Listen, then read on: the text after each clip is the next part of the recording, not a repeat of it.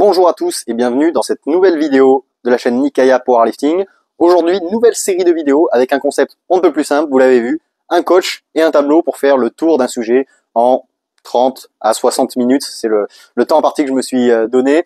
Pourquoi faire cette série de vidéos? Pour aller un petit peu plus en profondeur que sur Instagram. Voilà. Même les formats, on va dire, carousel, les posts écrits, etc. permettent de passer beaucoup d'infos, mais ça reste assez limité pour faire le tour d'un sujet. Et quand on a vu 18 fois le même réel qui nous explique comment bien faire son bracing, voilà, je pense qu'on a fait un peu le tour du sujet.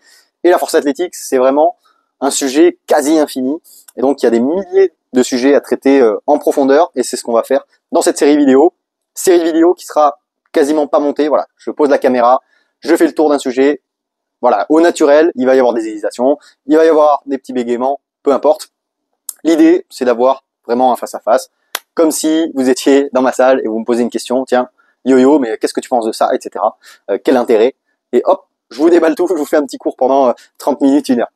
Le sujet d'aujourd'hui pour attaquer, il va être un petit peu particulier parce que c'est pas un sujet de coaching à proprement parler, même si je vais pouvoir vous donner des indications par rapport à tout ce que je vais pouvoir vous dire. C'est un sujet un peu nerd.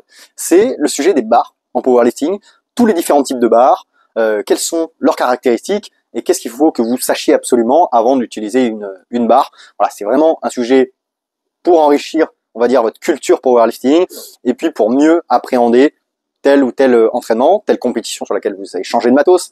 Voilà. Tout ça, on va pouvoir le traiter aujourd'hui. Alors, pour commencer, je vais écrire mon petit sommaire là sur mon petit mini tableau de gauche.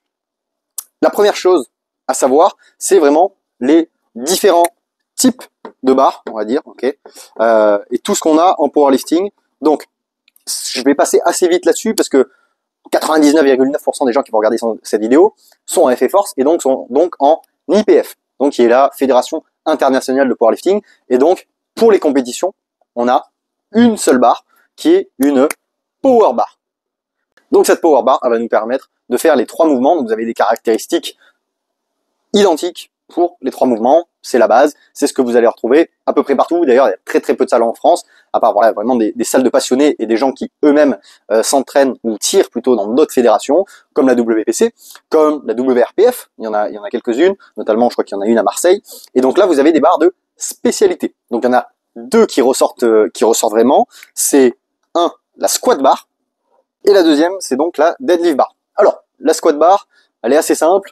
Ce qu'il faut comprendre dans ces fédérations, c'est que c'est vraiment des fédérations faites pour, entre gros guillemets, le powerlifting à l'ancienne, et donc les poids lourds. Okay, le sport, quand ça a commencé, déjà, le powerlifting, c'était que de la version équipée au départ, et puis petit à petit, forcément, pour des soucis pratiques, la version raw, c'est démocratisé. Donc, quand vous aviez déjà de l'équipement, vous mettez des très grosses barres, et puis c'est surtout des fédérations qui sont non contrôlées. Ok, vous êtes pas, il n'y a pas de test antidopage, donc le meilleur niveau. Je vais pas dire qu'ils sont dopés, je vais pas me prononcer là-dessus, mais en tout cas c'est libre à l'athlète et on va pas regarder ça. Je vais pas débattre de l'éthique dans cette vidéo, ça m'intéresse pas du tout. Moi je trouve que c'est une chance d'avoir des fédérations testées et non testées, mais c'est pas le sujet de cette vidéo. Donc quand c'est des fédérations où il y a un petit peu plus d'équipés, des fédérations où donc, si les gens, la majorité des pratiquants se dopent, ont donc une grande facilité à prendre de la masse musculaire, donc vous avez la moyenne des gabarits qui tire plus vers les poids lourds que vers les poids légers, à l'inverse de l'IPF où, voilà, la plupart des hommes se situent entre 74 et 93 kg. Là, vous allez avoir beaucoup de 100, 110, 125 kg, etc. Ça va être un petit peu plus courant. Donc, quelles sont les problématiques qu'on peut rencontrer lorsque on est un poids lourd?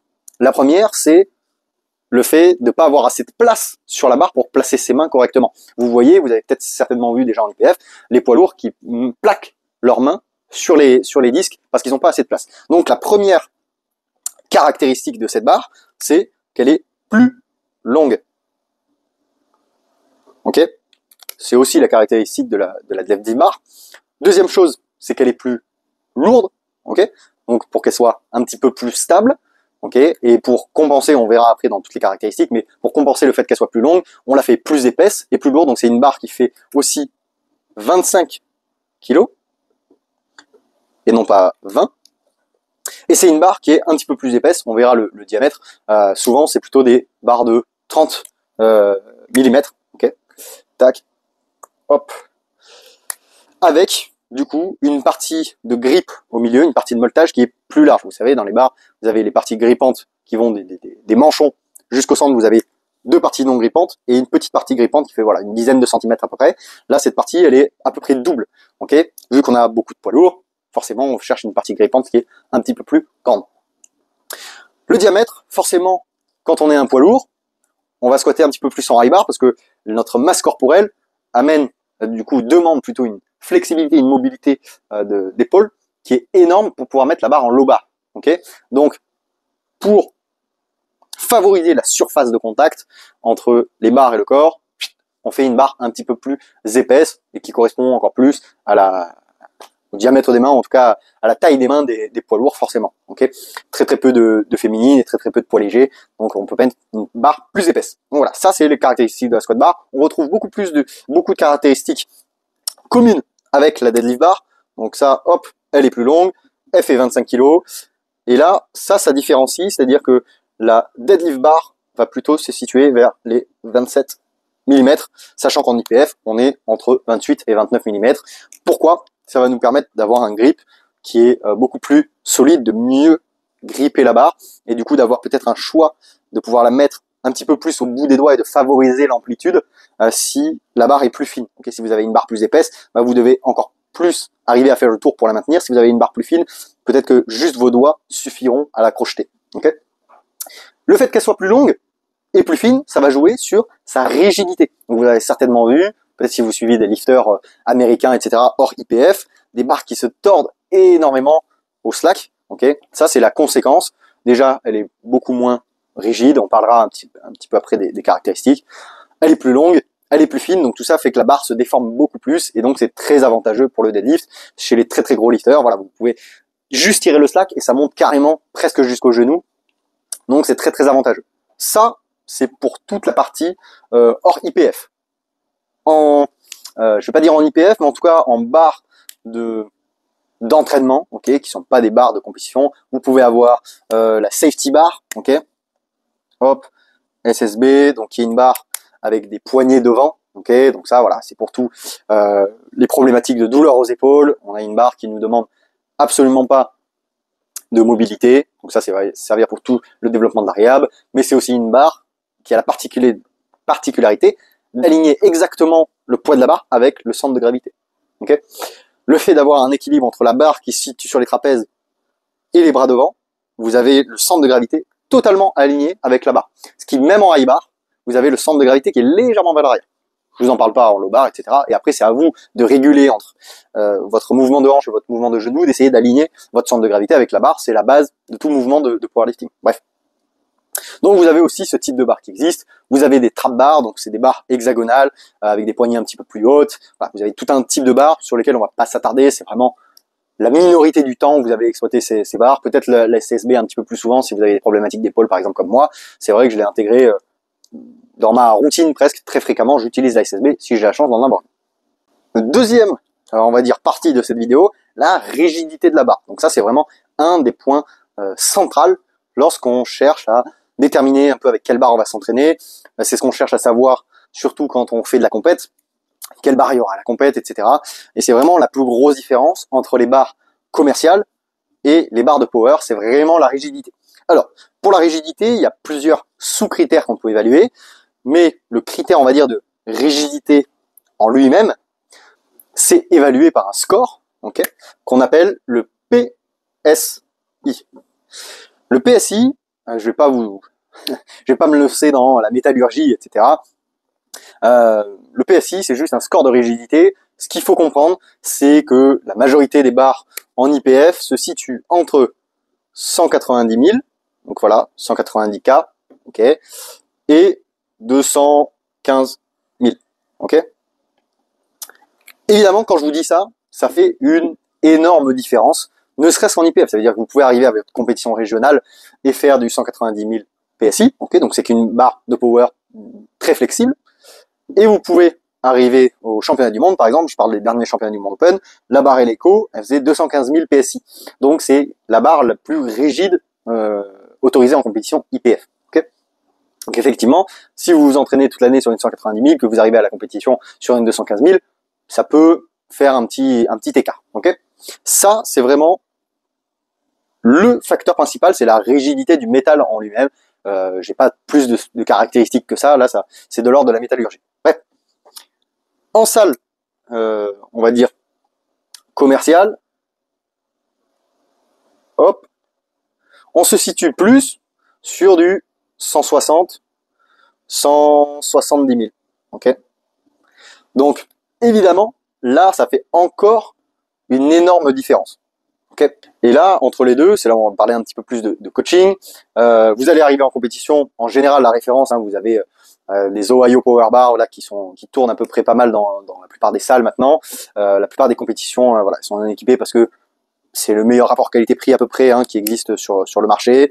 Elle se situe à 205 000. Voilà, 200, 205 000, c'est ce que vous allez avoir dans la plupart des compétitions aujourd'hui. Si vous entraînez effectivement sur une 170 000, 160 000, ben, la différence va paraître énorme. Vraiment. Surtout que, en plus de la rigidité en elle-même de la barre, vous allez aussi avoir le diamètre qui est un petit peu plus fin. Là, on va situer effectivement plutôt sur du 27 mm. Alors qu'ici, en autorisé en IPF, on est entre 28 et 29. Donc, ça fait encore une différence. Et quand on couple ça, si je reprends l'exemple de la Ohio Power Bar de Rogue, 205 000 PSI, 29 mm. Si vous allez à Basic Fit, vous avez 170 000, 27. Bah, ça va vous faire une grosse différence, surtout sur le squat. Au bench, vous allez quasiment rien sentir. C'est même peut-être même un peu plus avantageux d'avoir une barre plus fine, meilleure tenue de main. Et au squat, ça dépendra énormément de votre profil, de la façon dont vous squattez, du poids absolu que vous avez sur la barre. Si vous êtes un lifter débutant et que vous allez mettre moins de 150, 160 kg sur la barre, vous n'allez pas avoir une énorme différence quand vous allez passer sur calibré. Okay. Par contre, si vous squattez plus de 200 dans le Basic Fit, la barre, elle bouge dans tous les sens, elle se déforme. Vous avez pratiquement le même effet que quand Jesus Olivares squatte 400 sur une barre IPF. Okay, vous avez le même effet, beaucoup de rebond, donc à la sortie de barre, c'est très contraignant. Et selon votre type de squat, votre morpho, on va pas parler de la morpho maintenant, c'est un sujet très très intéressant, la morpho-anatomie en power. Ça fera l'objet d'une prochaine vidéo. Mais vous pouvez avoir une énorme différence selon votre morpho, selon votre style de squat, si vous êtes contrôlé, si vous êtes plutôt explosif. Et des fois, ça peut être l'inverse, ça peut dire vous servir. Ça veut dire que si vous êtes très contrôlé, juste à la sortie de barre, en fait, votre barre va pas bouger du tout, elle va pas du tout rebondir. Donc, vous allez vous économiser de l'énergie sur la sortie de barre. Et puis, même quand vous allez descendre, la barre va pas bouger non plus. Et si vous êtes très explosif, la barre va pas bouger non plus. Donc, ça peut, dans certains cas, être bénéficiaire d'avoir une barre calibrée, en fait, le jour J.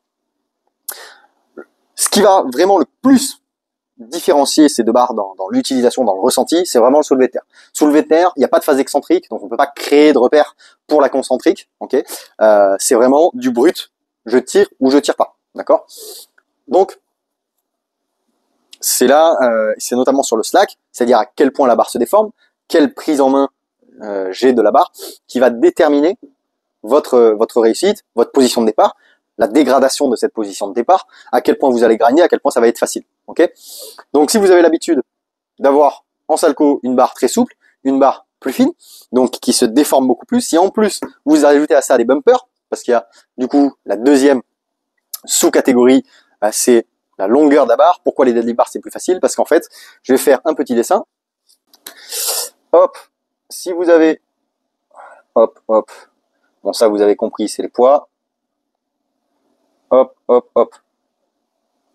Ok, ça c'est les poids. Si vous mettez du coup votre point de traction ici, vos deux mains, hop, ce qui va se passer, c'est que petit à petit, c'est le premier poids qui va se décoller, puis ensuite les poids suivants. Okay, si vous avez énormément de poids, donc par exemple vous êtes en salle commerciale, vous mettez des bumpers, vous tirez plus de 200, donc ça veut dire que vous avez déjà 1, 2, 3, 4, si vous avez des bumpers de 20 plus vous avez 5 poids, c'est l'équivalent de quelqu'un en IPF qui va tirer 320. Je donne à la louche, hein, c'est pour reprendre l'exemple. Donc quand vous voyez des poids lourds ou des championnats du monde où la barre se déforme, la barre en fait c'est la barre la plus rigide, mais comme les poids se décollent un à un, on a un effet de slack qui est agrandi. Okay, donc ça peut énormément perturber. Si vous avez un énorme effet de slack, en fait au départ vous avez tiré 100, 140, puis 180, puis 200. Okay, alors que vous arrivez sur votre barre à 205 000, vous allez tirer 200 quasiment du premier coup. Ok, en dessous de 4 plaques en calibré, vous ressentirez très peu de slack, vous ressentez quasi pas la barre se déformer.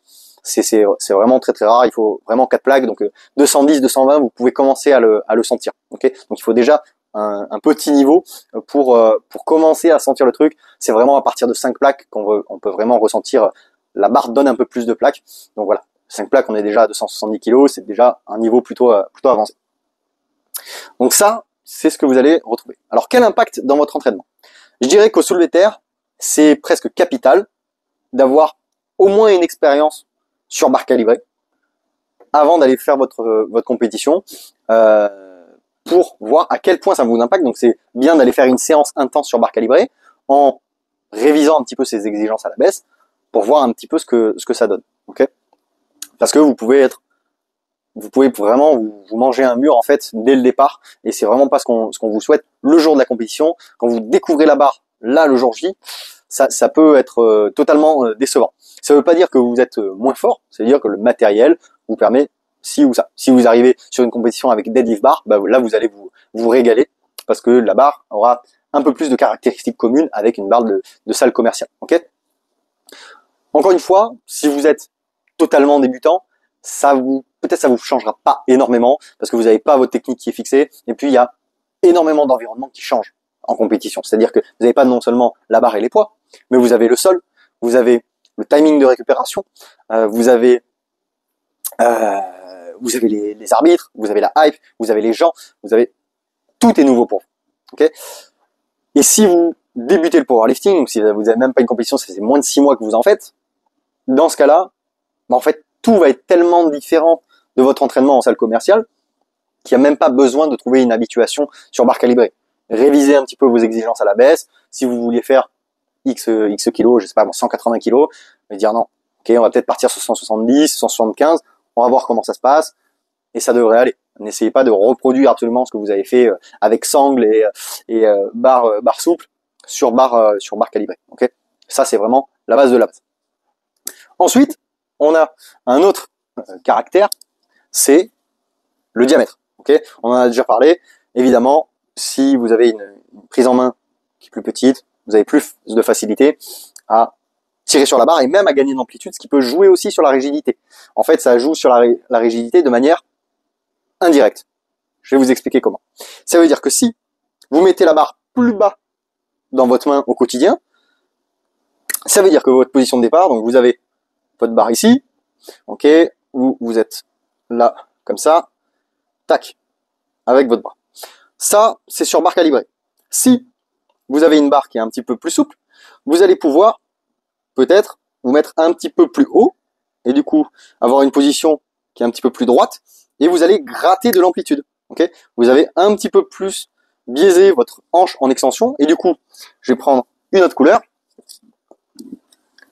Le trajet que vous avez à faire de hanche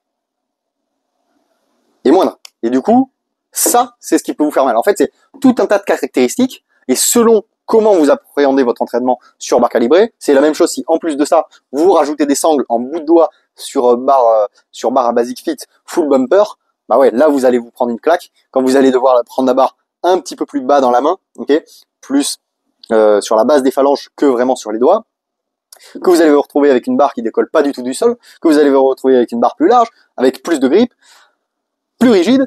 Bref, là vous allez vraiment vous prendre une claque. Donc si vous avez, on va dire, si vous prenez la barre à pleine main, que vous avez, voilà, que vous êtes débutant, que vous mettez pas énormément de plaques, va pas y avoir un impact énorme. Ok. Troisième caractéristique, le knurling. Et là, c'est vraiment encore une différence fondamentale. C'est peut-être pas la plus importante, mais on va dire du passage entraînement-compétition, mais par contre, c'est peut-être la plus impactante dans votre entraînement au quotidien. Le knurling, ce qu'on appelle en français le moltage, c'est la manière dont la barre est grippante. Ok, donc je rappelle, sur une barre, vous avez des parties lisses qui représentent la minorité de la barre, et vous avez des parties grippantes. Ces parties grippantes, il en existe 3 types. Ok, donc vous avez le premier type, donc qu'on appelle le heel, deuxième type qu'on appelle le volcano, et le troisième type qu'on appelle le mountain. Voilà, je sais pas écrire. Vous m'en voudrez pas, c'est un petit peu à l'arrache. Je suis pas sûr qu'on va voir en vert, du coup, je vais vous expliquer en bleu. En gros, chaque barre, plus ou moins, est plus ou moins lissée, on va dire, et il y a plusieurs niveaux de lissage de la barre. Il y a des barres qui sont pas du tout lissées, on le verra, ok, donc ça c'est vraiment les plus acérés, donc c'est vraiment, vous avez l'impression d'avoir des petites lames de rasoir qui vous arrachent les mains, et par exemple, le knurling de type mountain, on va le retrouver sur les deadlift bars, ok, donc c'est les barres qui sont à utiliser en single, c'est-à-dire sur une barre, vous avez le maximum d'accroche sur la main, sur une seule répétition, pour soulever le plus lourd possible. Donc c'est voilà une caractéristique qu'on n'a pas encore évoquée. Et souvent, par exemple, le plus courant que vous allez retrouver dans vos salles commerciales, c'est la caractéristique de type heel. Donc je vais essayer de faire comme si on avait zoomé sur la barre, ok, tac, et vous avez plein de petits espèces de petits losanges, ok, hop, hop, hop, comme ça, un petit peu écrasé. Vous avez l'impression que c'est un petit peu écrasé. Ça veut dire que au lieu d'avoir des petits picots, vous avez une surface qui est presque plane, et c'est vraiment l'espace entre ces picots aplatis, ok, entre ces petits losanges, tac tac, qui va créer votre grip, et votre peau va se mettre dans ces petits interstices. C'est un grip qui est vraiment très très faible. C'est voilà, vous allez dans la salle commerciale, vous êtes obligé d'avoir votre magnésie ou vos sangles pour pouvoir agripper correctement au-delà d'une certaine charge. Sinon, la barre vous glisse des mains. Voilà, vous avez l'impression que la barre est presque lisse en fait. Donc ça, c'est les barres commerciales.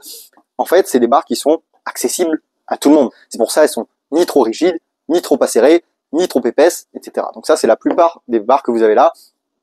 J'espère que vous me pardonnerez mon schéma un petit peu approximatif. Avant, vous aviez un petit peu l'écart entre deux types. Donc là, on va dire qu'on va, pareil, on va garder notre schéma de barre, mais on va dire qu'on va le voir plutôt de haut comme ça, et vous avez des pics. Voilà, c'est pour mieux comprendre la différence avec le Volcano. Donc là, vous avez une barre très très acérée, et au lieu de se mettre dans des interstices qui sont, on va dire, si on voyait la barre de haut, presque plat, voilà, si on la voit de haut, ça fait quelque chose comme ça. Donc voilà, vous avez très très peu d'interstices. Là, vous avez de l'acier, on va dire brut, qui vous arrache les mains, et vous avez des picots très très hauts qui vous arrachent les mains. Et vous avez un style qui s'est imposé, on va dire, dans la plupart des barres de power, c'est le style Volcano. Donc Volcano, qu'est-ce que c'est? C'est en fait le mountain où les picots ont été limés. Donc je vais reprendre mon petit schéma. Tac.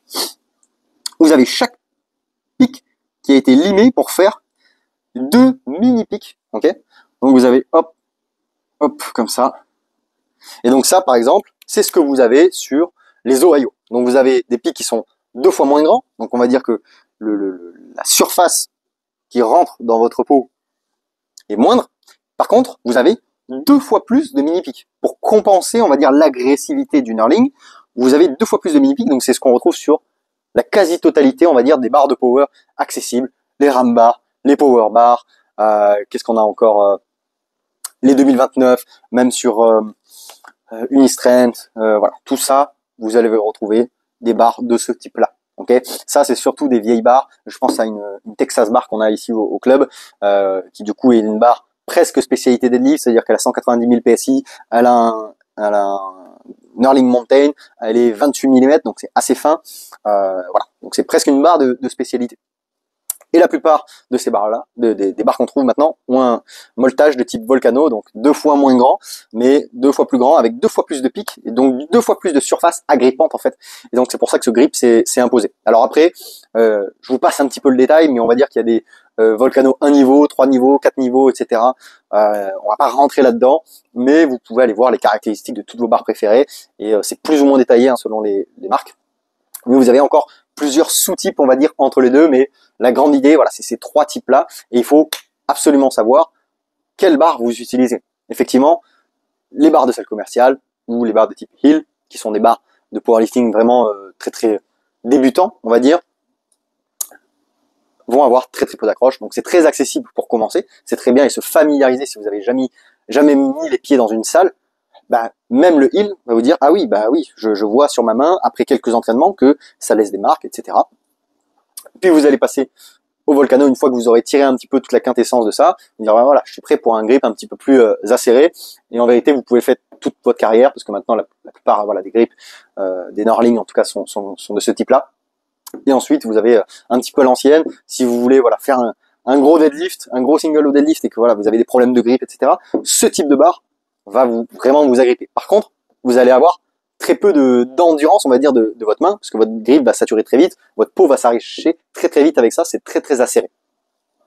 Donc ça, c'est la première leçon de coaching qu'on peut apprendre de ces grips-là, c'est qu'est-ce qu'on fait quand on a peu de grip. Et en fait, bah, c'est le Volcano qui offre le meilleur compromis. Attention, après quelques séries, là vous faites 4-7 avec ça, ça dépend combien vous mettez et combien de répétitions vous faites, ça peut déjà vous ouvrir la peau, hein, c'est déjà assez acéré pour ça.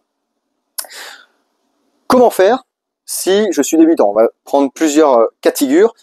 Dans quel cas de figure je pourrais préférer un Mountain, un Volcano ou un Hill? Je suis total débutant, j'ai jamais mis les pieds dans une salle. Tranquille, commencez tranquille, familiarisez-vous avec juste le fait de tenir une barre dans les mains, ça sera suffisant. Je suis quelqu'un de confirmé et j'ai envie, par exemple, de performer sur une rep où j'ai des problèmes, soit pour mon grip, soit pour la barre qui glisse un petit peu dans mon dos au squat. Une barre de type Mountain va être beaucoup plus agrippante, ça va vous laisser plus de stigmates, donc c'est un petit peu, voilà, il faut faire la balance entre je vais en gagner, je vais trouver du bénéfice sur très très peu de reps, 1 à 3 reps vraiment maximum, hein, sinon vous allez vous arracher, même au squat ça va devenir compliqué à tenir, mais voilà, je gagne en efficacité, et notamment voilà sur le deadlift, je parlais de la Texas bar, si vous voulez un single, vous faites une Texas bar, vous voulez concrétiser des mois d'inertie, etc. avec un gros single au soulevé terre, un Mountain, vous êtes sûr que ça vous lâche pas. Après, pour vos back-off, vous pouvez repasser sur vos Volcano, et globalement, 90% de votre temps, voire même 95%, vous allez passer sur du Volcano, c'est très simple. Voilà. Quatrième et dernier point, là, ça va vraiment s'orienter pour ceux qui veulent investir dans des barres, ok? Donc, soit ceux qui veulent développer leur home gym, soit ceux qui sont investis dans leur club, ou qui ont monté une salle, et qui ont un petit peu de budget et savent pas quoi faire avec la matière. La matière, donc on a plusieurs matières, hein, il y en a quelques-unes, hein, il y en a je pense 6, 7, 8 matières peut-être différentes pour les barres. Je vais vous mettre, on va dire, sur la frise de la moins résistante à la plus résistante, ok? Donc en moins résistant, on a l'acier brut, ok? Donc là, c'est un acier qui est pas traité. Donc là, ça va vraiment, il faut s'assurer que votre salle et l'endroit où vous allez disposer la barre soit pas du tout humide, à température ambiante, à peu près 20 degrés, toute l'année, parce que sinon c'est une barre qui va s'oxyder très très vite. Et ensuite, comme ça, vous avez petit à petit, le top du top, c'est du coup l'acier inoxydable. Inox, voilà, je vais le dire comme ça. C'est ce que vous allez avoir en dénomination en anglais, c'est stainless steel. Donc ça, c'est le top du top. Ensuite, vous avez la Cerakote. Donc vous avez peut-être déjà vu la Cerakote. Rogue font des barres de couleur en Cerakote. Ensuite, vous avez Licote, comme ça. Et alors là, je me souviens plus si c'est le chrome, le zinc ou le black zinc. Voilà, il me semble que c'est chrome. Je vais pas dire de conneries, hein, vous aurez le droit de me reprendre. Chrome, ensuite vous avez zinc, voilà, quelque chose comme ça. Donc là, c'est vraiment à voir. Si vous avez votre home gym dans un garage pas isolé, où il va pleuvoir, très humide, etc., ça, c'est les premières barres sont à éviter. Prenez au moins de la Cerakote. Là, vous êtes sûr que ça bouge pas. L'acier inoxydable, ça va pas bouger. Si vous avez les moyens, forcément, ça va être un petit peu plus cher. Si vous êtes dans une salle, dans un grand complexe, très très bien isolé, etc., où c'est toujours autour, on va dire, la température aussi entre 17 et 23 degrés. Bon, bah vous pouvez même prendre de l'acier brut. Si vous avez un petit budget, c'est pas très grave. Chrome, acier brut, ça va le faire. Il n'y a pas de souci. Ensuite, tout ça, c'est à mettre au regard de je prends soin de ma barre, évidemment. Là, chaque fabricant de barre va vous donner des explications de comment prendre soin de sa barre. En général, il faut une brosse. On évite les brosses en métal. C'est vrai que c'est très très efficace, ça nettoie bien. Mais prenez une brosse à poil souple. En général, la plupart des fabricants vont vous le dire. D'accord? Moi, ce que je vous conseille, à titre perso, c'est brosse à poil souple pour faire 95% du job. Et si vous avez des taches de magnésie, notamment liquide, je vous déconseille la magnésie liquide, mais si vous n'avez pas le choix, vous faites comme vous pouvez. Vous prenez une brosse à barbecue donc une brosse avec des tiges en métal, et vous faites délicatement les taches qui restent incrustées une fois que vous êtes déjà passé à la brosse souple. J'espère que cette vidéo vous aura plu. Je pense que j'ai fait un petit peu le tour. Pourquoi j'ai fait cette vidéo-là en premier? Parce qu'en fait, je me suis rendu compte, avec des nouvelles générations, on va dire, de lifters qui commencent, la force athlétique, qui arrivent au club. Donc moi, je suis au HC Nice là, depuis quelques années. Je pratique la force depuis fin 2019 et j'ai commencé dans un garage. Donc je faisais avec les barres que je pouvais. En fait, on a commencé la force et rapidement, il y a eu le Covid. Et donc, on a dû se constituer un petit home gym dans un garage. Et donc on a fait avec ce qu'on pouvait. Au départ, on avait une barre de Fitness Park totalement souple, etc., pas de grippe, machin. Et puis petit à petit, on a appris à faire des investissements et à choisir un petit peu nos barres. Donc c'est pour ça qu'on s'est penché là-dessus. Mais aujourd'hui, la situation a totalement changé. Et si vous avez commencé la force à partir de fin 2022, 2023, 2024, 2025, bah vous avez jamais trop connu ça. Si vous avez un club de force athlétique près de chez vous, il y a des barres de power et vous vous êtes jamais posé la question de telle ou telle barre. Vous avez des barres de power et pas des barres de power. Et en général, vous savez pas trop qu'est-ce qui les différencie. Évidemment, c'est plus acéré, elles grippent mieux, etc. Elles sont plus rigides. Ça, vous l'avez tous à peu près compris. Mais j'ai observé chez une nouvelle génération qui s'obstinait à vouloir absolument la meilleure barre. Et du coup, pas que ça crée des conflits, j'exagère un petit peu, mais voilà, sans trop connaître les caractéristiques, ils n'étaient pas capables de me citer une seule des caractéristiques que j'ai citées ici, que j'ai énumérées. Mais ils voulaient absolument la barre et j'ai observé des scènes où, bah voilà, ils attendaient patiemment leur barre, alors qu'il y en avait d'autres qui étaient tout à fait bien et tout à fait adaptés à l'utilisation qu'ils allaient en faire sur le jour J. Donc c'est pour vous amener, si vous êtes dans un club, ou même dans une salle commerciale, il y a de plus en plus de salles commerciales qui investissent dans des barres, si vous avez plusieurs marques de barres différentes, renseignez-vous un petit peu sur les caractéristiques, et évidemment, il va y avoir la barre parfaite que tout le monde va vouloir utiliser, et peut-être que vous allez pouvoir, en fonction de votre séance du jour, ou de vos forces et faiblesses, pouvoir analyser en disant oui, ouais, moi j'ai un problème avec le grip, il y a une barre qui est beaucoup plus acérée, tiens, j'ai pas beaucoup de répétitions, j'ai des doublés aujourd'hui, j'ai un 4x2, je dis n'importe quoi. Bah ouais, je peux prendre la barre la plus acérée, ça va me faciliter mon travail, je peux être sûr que mon format principal, si c'est mon format principal de 4x2 dans la semaine, au deadlift, bah voilà, je peux être sûr que là, je vais pas compromettre mon deadlift ou être obligé de passer en sangle au milieu, etc., etc. Si je fais beaucoup de reps, j'arrive à la salle, j'ai un bench et des assists, bah, je peux même prendre une barre commerciale, en fait ça va pas changer grand chose, avec un grip qui est presque lisse, ça va pas me changer ma vie. Si j'ai beaucoup de répétitions à faire au squat, bah oui, je vais préférer la barre la plus rigide possible, même si c'est peut-être 215 et que vous trouvez ça très très rigide. Si je prépare une compétition, bah voilà, si j'ai un peu d'expérience, je vais essayer de coller le plus possible au matériel de compétition. Voilà, il y a toujours à mettre dans un contexte. Et plus vous allez donner du contexte à vos entraînements, plus vous allez devenir un meilleur athlète, un athlète plus adaptable, et surtout, vous mettez de la connaissance sur des choses que vous faites inconsciemment. Pour moi, c'est une clé. Vous devenez plus autonome et vous devenez à terme un meilleur athlète au sens général. Et c'est ce que je répète très très très souvent. Investissez-vous dans votre pratique. Voilà. Et élargissez un petit peu votre champ de vision. Et c'est au final ce qui va vous amener de la longévité dans le sport. Et au fur et à mesure de la performance, vous allez enrichir votre socle de connaissances. Donc voilà. Maintenant, pour tous ceux du club qui ont regardé cette vidéo, je veux plus de ah non, il me faut absolument l'Ohio Power Bar. Essayez de faire cette petit exercice, de réfléchir, de vous renseigner sur les différentes barres. Et votre troisième bench de la semaine, vous n'avez pas besoin d'avoir la barre la plus rigide, la barre que vous allez retrouver en compétition. Ça n'a pas beaucoup de sens de faire ça. Voilà. C'était à peu près tout pour le message. Le petit taquet que j'ai filé aux jeunes entre guillemets. Bref. Si vous avez apprécié cette vidéo, déjà je vous invite à la liker, à la partager, à la commenter et à me dire qu'est-ce que vous avez comme barre dans les commentaires chez vous, à me dire quel sujet vous aimeriez que je traite sur ce format de vidéo, est-ce que ce format de vidéo vous plaît. Et si vous êtes intéressé par un coaching, ça se passe soit en DM, soit vous pouvez directement aller sur nikayapowerlifting.com. Toutes les infos sont sur le site. Vous pouvez aussi retrouver les magnifiques t-shirts et tout le merchandising. On fait maintenant aussi des hoodies, vous avez des comptes petits. Si vous nous contactez en DM, on peut vous faire livrer une bâche pour mettre dans votre gym ou dans votre salle. Et voilà, je vous dis à bientôt pour une prochaine vidéo. Ciao, ciao.